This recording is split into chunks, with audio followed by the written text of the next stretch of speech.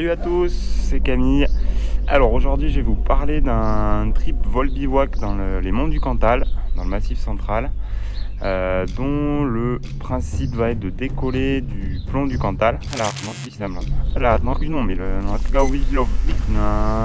Revenir dormir au sommet du Péras. C'est une montagne qui domine tout le massif. On a des vues qui sont magnifiques sur toutes les vallées. Vous pourrez redécoller le lendemain pour aller explorer cette fois-ci la partie sud du massif avant de rentrer à la voiture qui est près du Lioran. On a besoin de 2 journées avec une belle instabilité, que le vent météo ne dépasse clairement pas 10 km/h. L'idéal dans le Cantal, c'est 2 journées sans vent, ça c'est le top du top. Après, c'est quand même peu fréquent que vous n'ayez pas une petite tendance météo, donc on peut vraiment tolérer jusqu'à 10 km/h sans souci, et privilégier toutes les tendances autres que le vent du nord. Savoir qu'on sera très souvent sous le vent du nord, dans des brises de sud, et voilà, ça peut rendre un petit peu compliqué certaines parties du vol. On va pouvoir faire ce vol du début du printemps jusqu'à assez tard dans l'automne. L'idéal, c'est d'attendre quand même le début du mois d'avril, que la station soit fermée, que la fonte des neiges soit bien entamée. Voilà, privilégier que les faces sud, les faces ouest soient déjà à l'herbe. C'est plus sympa pour la marche du premier jour, et puis pour poser la tente au sommet du Péras, ce sera plus cool. Pour ce qui est des plafonds, on va souhaiter 2200 mètres de plafond dans l'idéal pour avoir des transitions aisées. Pour la marche du premier jour, je vous propose 2 options, 2 ambiances bien différentes, une un peu plus station et une plus nature. Des dénivelés qui vont de 650 à 900 mètres environ, et sachez que les 2 options vous mèneront au même décollage qui est le plomb du Cantal. La première option, elle consiste à garer la voiture à l'atterrissage officiel de Saint-Jacques-des-Blats, dans la vallée de la Serre. Vous aurez environ 900 mètres de dénivelé et c'est la rando la plus sauvage. Vous remontez la route de la gare vers le nord, et dans l'angle droit de la route, il ne faut pas louper le petit sentier qui part en direction du hameau de Ferval. Vous longez le lotissement du pont et vous traversez la voie ferrée. Donc au hameau de Ferval, quand vous arrivez au petit hameau, vous prenez le sentier qui tire plein nord en direction du Bois Grand. Et là, vous avez qu'à suivre la ligne de crête en passant par l'Arpent du Diable. Vous montez en direction du Puy Brunet avant d'arriver au plomb du Cantal. Seconde option, là on va garer la voiture directement à la station du Lioran. Donc on est sur une rando qui est plus courte en temps, un dénivelé d'environ 650 mètres. Par contre, vous êtes plus dans une ambiance station, c'est un petit peu moins bucolique. Vous garez la voiture à la station, vous montez par les pistes directement jusqu'au plomb, c'est le plus direct et vous ne pouvez pas vous tromper. J'ai choisi d'attaquer ce vol depuis le plomb du Cantal, puisque c'est un décollage toute orientation, dont le départ est un peu excentré de notre lieu de bivouac du soir, tout en restant très accessible. Pour les plus acharnés, si les conditions sont correctes, il vous sera possible d'explorer une belle partie du massif du Cantal sur les 2 jours, sans pour autant rencontrer de grandes difficultés. Pour ce qui est du fonctionnement du massif, donc on a un massif en étoile, avec des systèmes de brise qui se mettent en place de manière assez standard. Donc vous avez 7 vallées principales et quelques petites vallées intermédiaires dont on ne parlera pas forcément dans le détail. Mais globalement, donc on a une vallée qui est sur un axe nord-ouest-sud-est, c'est la vallée du Mars, qu'on appelle aussi vallée du Falgou, où on a de manière assez récurrente des brises qui avoisinent les 10-15 km/h, guère plus. Pour la vallée du Clos, donc sur un axe nord-sud, on est tout pareil, sur des systèmes de brise plutôt faibles, qui dépassent rarement 15 à l'heure. Les vallées sur un axe nord-est à sud-ouest de la Santoire et de l'Alagnon, toutes deux vont rarement générer des régimes de brise qui dépassent les 10 à l'heure. Donc là, on est vraiment sur des systèmes de brise très faibles. La vallée de Brozon, qui est nord-sud et puis un petit peu nord-ouest sur la partie haute. Elle, on peut y rencontrer des brises qui avoisinent les 15-20 km/h sur une journée de printemps ou d'été bien instable. Et vous avez les deux vallées qui vont canaliser les régimes de brise les plus fortes, donc la vallée de la Jordan et la vallée de la Serre, donc sur les axes sud-ouest, nord-est. Et là vraiment, voilà, on va pouvoir y rencontrer des brises qui approchent les 20-25 à l'heure sur des belles journées de printemps et d'été. Pour ce qui est du cœur du massif, on peut vraiment rencontrer des jolis systèmes de confluence. Et ça, c'est assez récurrent, donc vous pourrez profiter de belles conditions avec des confluences au cœur du massif. Et sachez enfin que la particularité dans le Cantal, c'est que le vent météo prend très très vite le dessus sur les brises. Donc voilà, réfléchissez d'abord avec le vent météo avant de réfléchir à brise de vallée. Par tendance ouest, le décollage il va se faire dans la combe ouest en regardant vers le village de Saint-Jacques-des-Blats. Si jamais vous avez une légère tendance nord, là il va falloir décoller sur la piste en direction de la station, en faisant attention bien sûr à la proximité à la ligne, au cap du télé.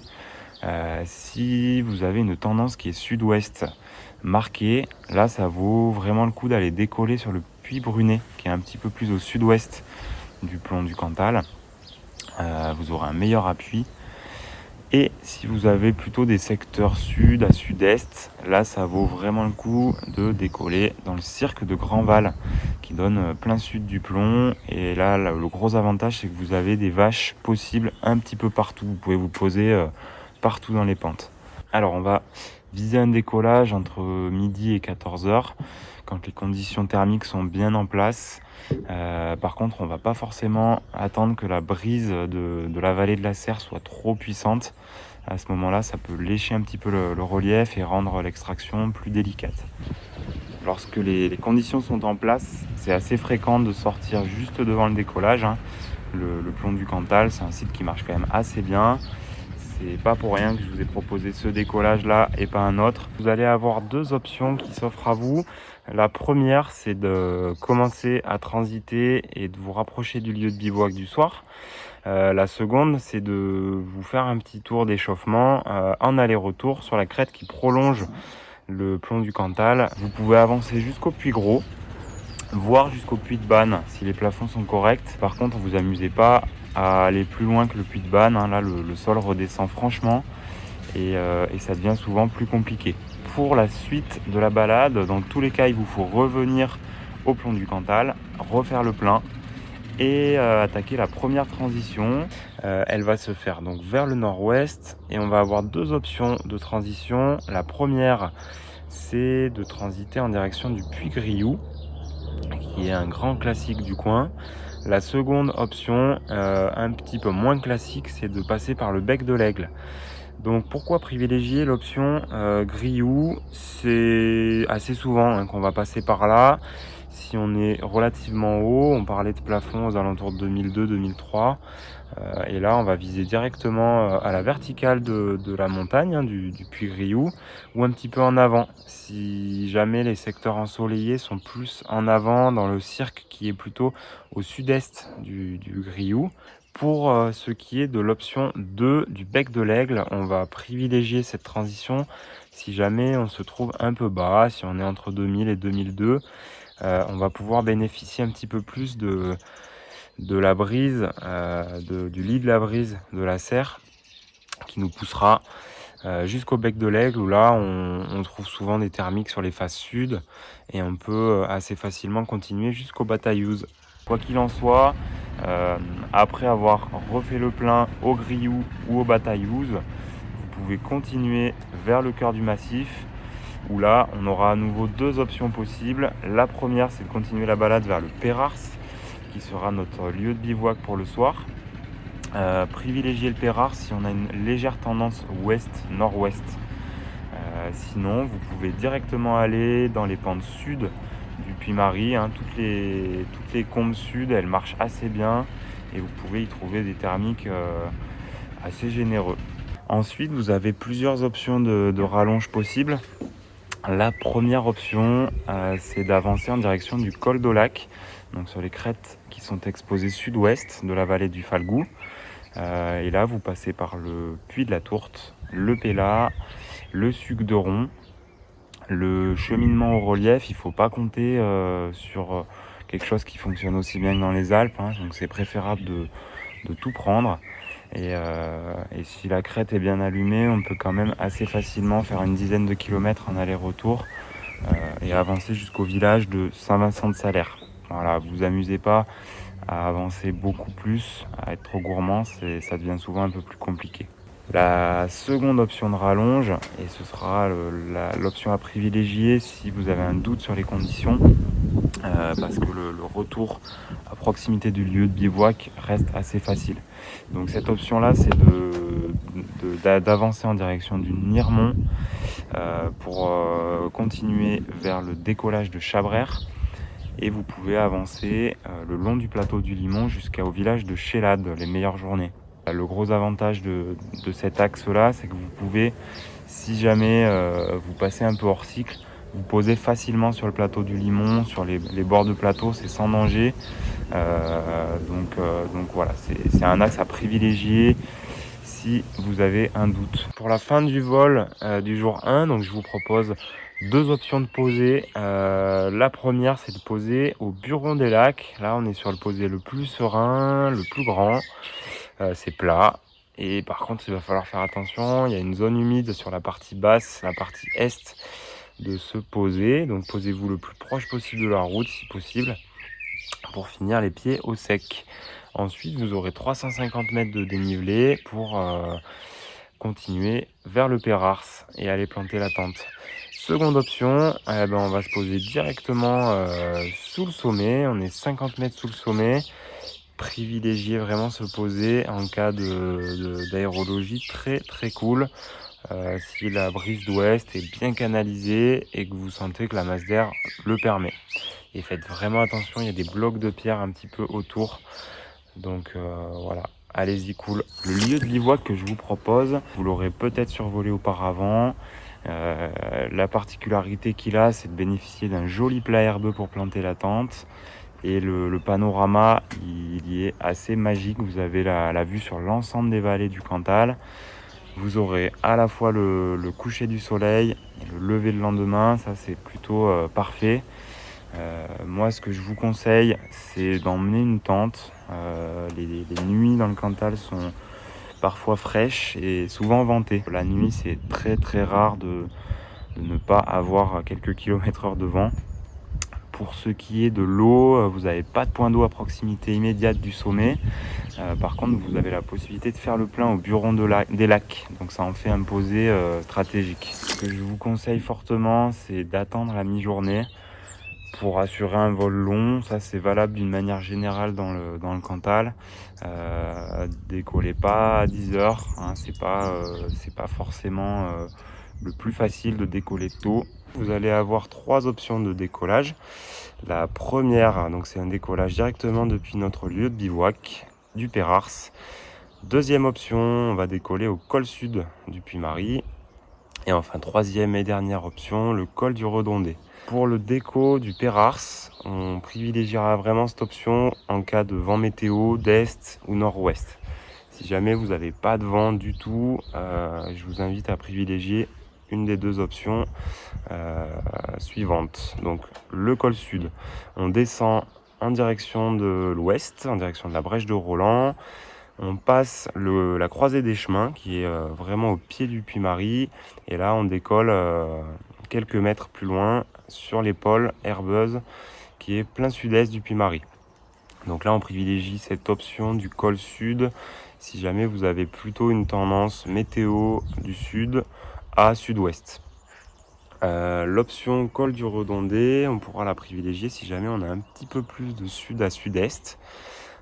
Et là, la marche, donc on continue le sentier au sud du Puy-Marie, on rattrape la route direction Mandaille et vous faites un petit kilomètre sur la route jusqu'au virage à 180 degrés. Et là, vous avez un décollage qui est vraiment juste à côté de la route. Et vous avez souvent une balise météo qui est installée. Donc, vous pouvez regarder au lever le matin les valeurs de vent qu'il y a au col du Redondé. Dans un cas comme dans l'autre, je vous invite à aller faire le plein au Puy-Marie. Et là, 2 options vont s'offrir à vous. La première, ça va être un retour voiture en passant par le Puy-Grioux, qui était notre transition du premier jour. Donc là, on va faire cette même transition dans l'autre sens, plein sud-est. Et sachez que vous êtes depuis le Puy-Grioux à finesse de la voiture.